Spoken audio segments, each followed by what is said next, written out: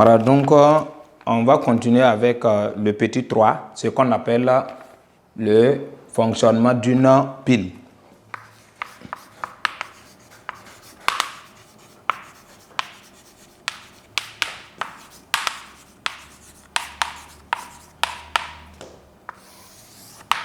Voilà, donc ici, cette partie, qu'est-ce que vous devez retenir? C'est de façon simple, puisque au niveau du chapitre 2 en chimie, on a essayé de... Il y a des questions qu'on a eu à répondre. Si on vous demande à quoi est dû le passage du courant électrique dans les fils conducteurs, qu'est-ce qu'on a essayé de dire? Dans les fils conducteurs, là, le passage du courant électrique là, est dû au déplacement des électrons. Maintenant, à quoi est dû le passage du courant dans l'électrolyte, dans la solution? Le passage du courant de l'électrolyte là est dû à la double migration des ions. Maintenant, au niveau du fonctionnement de la pile, ça veut dire que comment, par exemple, une pile peut arriver à alimenter, une pile peut arriver à alimenter, par exemple, une ampoule. Donc, de façon simple, c'est que l'élève doit retenir, la pile libère des électrons. Voilà, donc c'est le déplacement des électrons là qui fait allumer, par exemple, une ampoule. Voilà, donc le courant là est dû au déplacement des électrons. Mais dès que les électrons là arrivent au niveau de la pile là, ils sont captés par le dioxyde de manganèse. Voilà, donc dans l'électrolyte, il n'y a pas d'électrons. Voilà, donc arrivé à l'intérieur, ça veut dire que les électrons là sont captés par le dioxyde de manganèse. Il n'y a pas d'électrons dans une solution. Les électrons là existent uniquement au niveau des fils conducteurs. Donc c'est ce que l'élève doit retenir. Donc la pile là, de façon simple, fait circuler les électrons. Voilà, bien, la pile libère seulement les électrons. Maintenant, les électrons circulent à l'intérieur des fils. Maintenant, c'est ça qui produit le courant. Le déplacement des électrons là crée maintenant le courant qui fait peut-être à lui faire fonctionner par exemple une ampoule et puis ça brille et puis vous voyez l'éclat. Voilà, donc c'est tout ce qu'on peut retenir. Voilà, donc ce qu'on peut retenir au niveau de petit 3, c'est que le courant fourni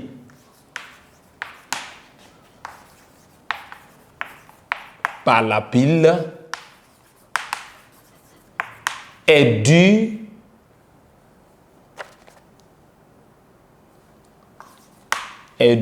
à un déplacement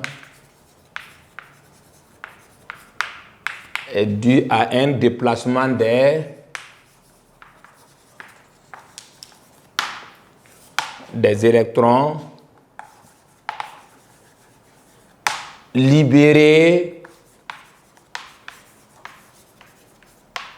par le zinc.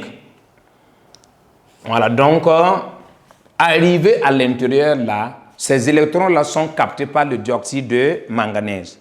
Voilà, donc arrivé à l'intérieur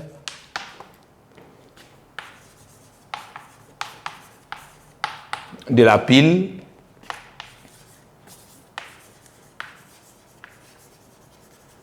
les électrons sont captés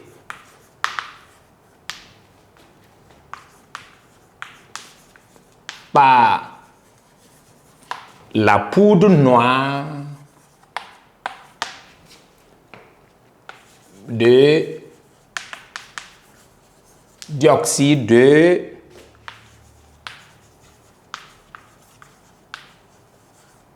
manganèse. Donc, ce que vous devez retenir, il n'y a pas d'électrons dans un électrolyte. Donc, dans l'électrolyte, on ne parle pas de circulation d'électrons. Non, non, non. Dans l'électrolyte, il y a la circulation des ions. Donc, voici en gros, voilà ce qu'on peut dire concernant le chapitre 4. Donc, en résumé, qu'est-ce que vous pouvez retenir dans tout ça? En résumé, ce que vous devez retenir dans ce chapitre-là, c'est connaître les différentes parties d'une pile déclenchée. On vient de dire que, on vient de faire le cours, on a constaté que c'est 3 parties. Il y a le graphite qui représente le chlorure d'ammonium et le graphite qui représente la borne positive de la pile. Il y a le zinc qui représente la borne négative de la pile. Il y a le chlorure d'ammonium qui représente l'électrolyte de la pile. Voici les grandes parties d'une pile déclenchée. Maintenant, ce que vous devez ajouter également, c'est l'identification. Ça, on a déjà parlé. L'identification de l'ion cuivre. Voilà, donc on a dit quoi? Dans une solution contenant l'identification des ions zinc. Dans une solution contenant des ions zinc, pour savoir, il faut verser un peu de la soude. On va observer un précipité blanchâtre. Maintenant, ce qu'on peut retenir encore, on a vu ce qu'on appelle la consommation du zinc. Ça veut dire que la consommation, cette partie, on a conclu en disant que non, quand la pile fonctionne, ça veut dire que la pile consomme du zinc. Maintenant, le zinc est consommé, ça veut dire que le zinc a disparu, mais il y a formation des ions zinc qui se forment. Donc, ce que vous devez retenir, quand la pile fonctionne, la pile consomme du zinc. Le zinc se transforme en ion zinc. C'est ce qui montre la consommation du zinc. On a proposé une équation. Voilà. Et puis, on a parlé du fonctionnement.